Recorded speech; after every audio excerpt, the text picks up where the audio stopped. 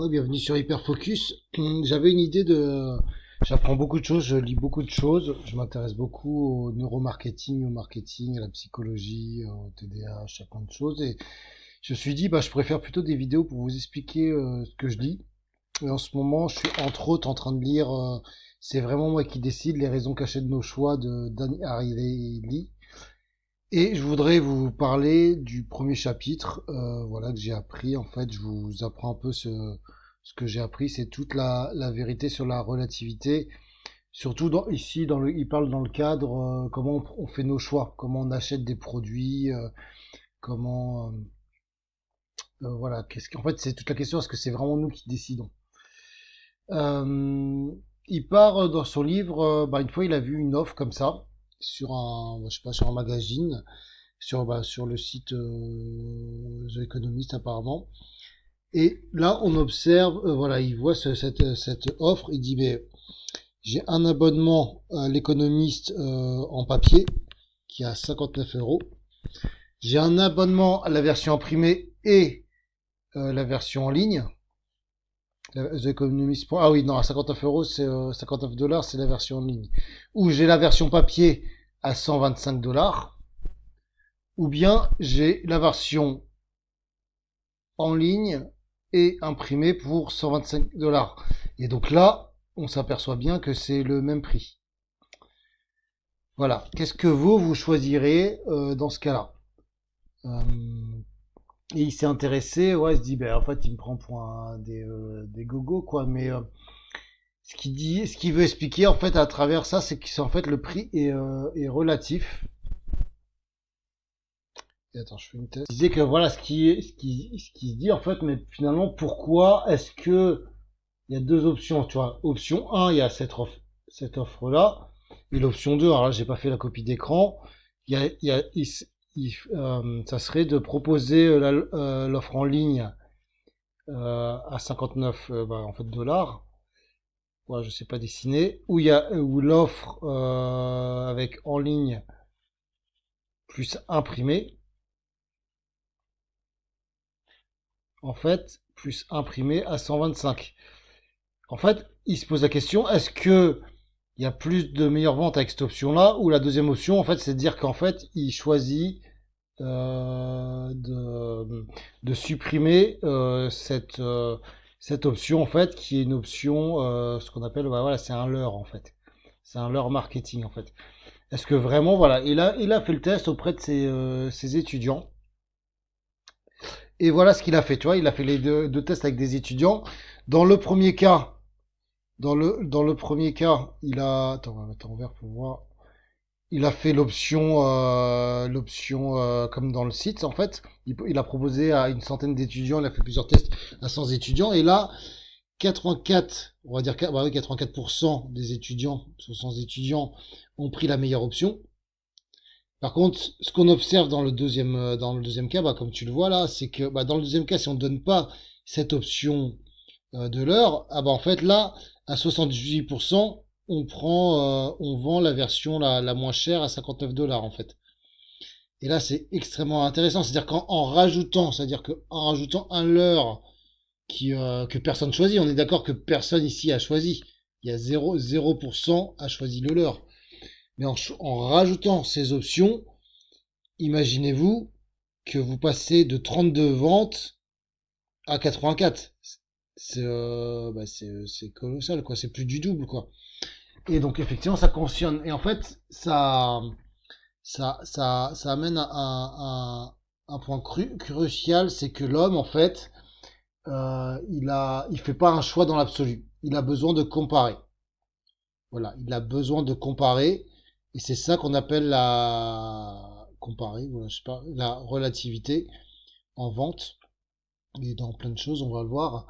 Voilà, en fait, le fait de pouvoir comparer, on peut se concentrer sur les avantages relatifs par rapport aux autres pour se faire une idée de sa valeur. Et là, effectivement, ce qui se passe dans cette version-là, c'est que on compare, on se dit je je peux comparer trois versions, mais celle-là, en fait, du coup, c'est ridicule de prendre celle-là. Donc, en fait, c'est comme si Là, la version, finalement, la version, si je dis pas de bêtises, la version en ligne était offerte en fait. C'est ça, voilà.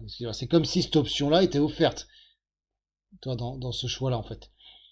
Voilà, donc, bon, là c'est encore une autre chose.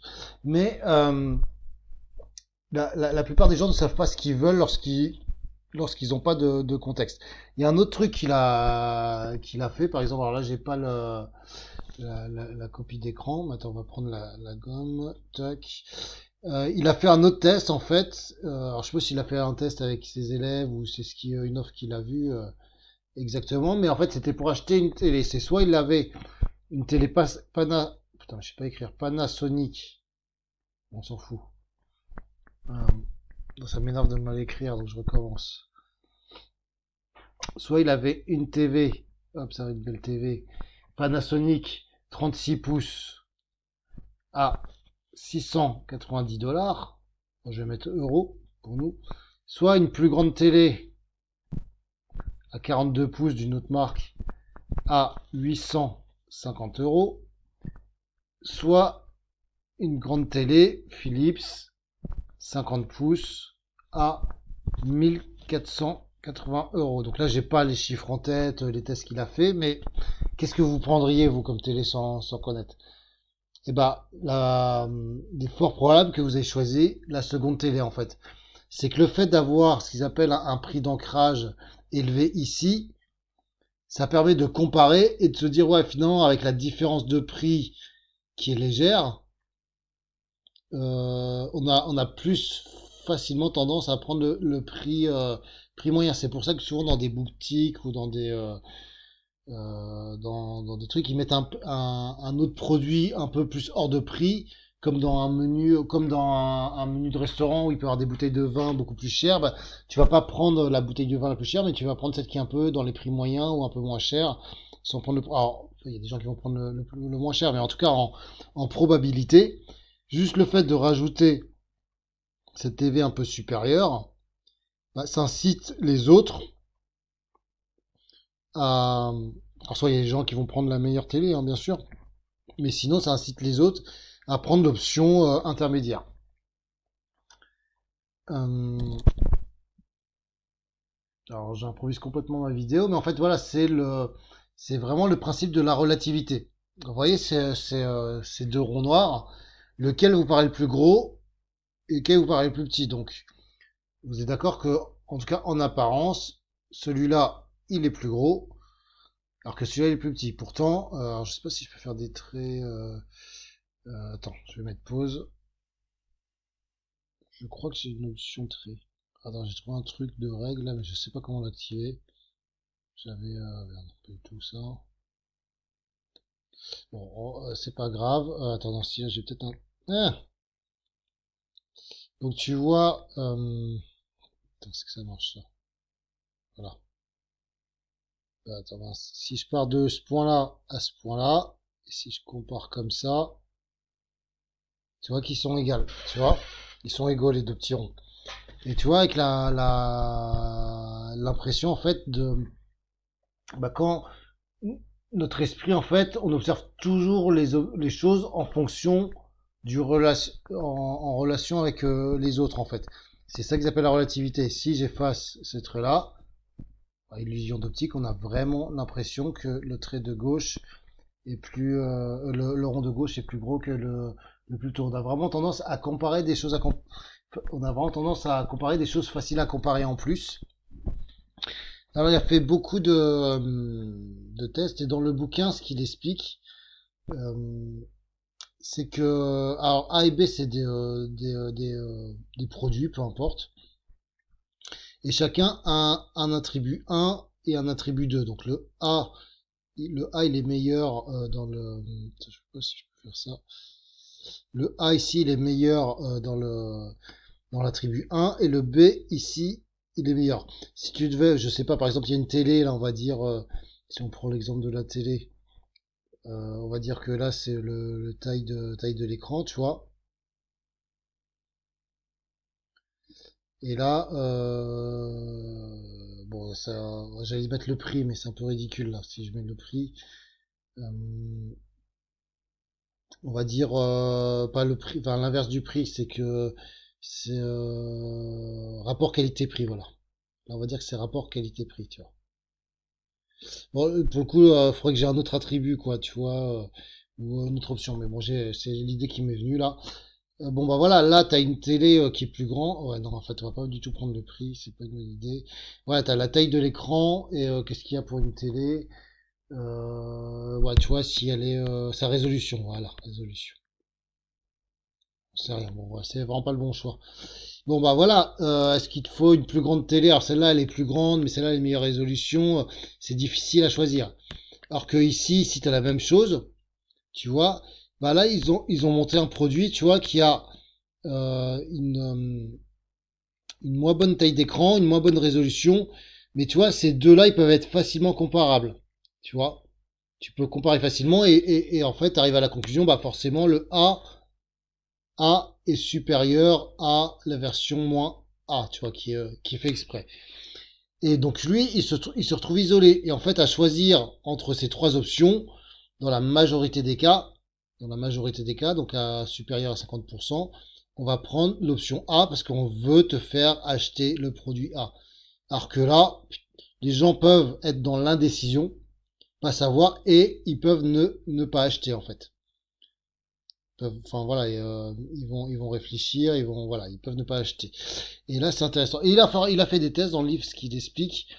Alors, il y avait d'autres exemples que j'ai oubliés, mais là, il y avait une photo. En fait, il a pris des photos de ses étudiants et il les a transformées. Il a pris des photos en fait d'un, bon, alors c'est pas flagrant, mais d'un mec de photos à peu près en physiquement équivalent. Mais il a fait une version. Alors là, il y a une erreur. Attends, là, il y a une erreur. C'est l'erreur, elle est en gros là, c'est le B. Voilà. Là, c'est l'option B. Là, ils sont trompés. Il a pris des photos et en fait, il fait deux propositions d'études à des filles. Il dit, bon, quel garçon tu préfères entre ces trois-là? Donc, le version garçon A, le version garçon A qui est moins beau, il l'a transformé sur Photoshop exprès avec un nez déformé, et le garçon B.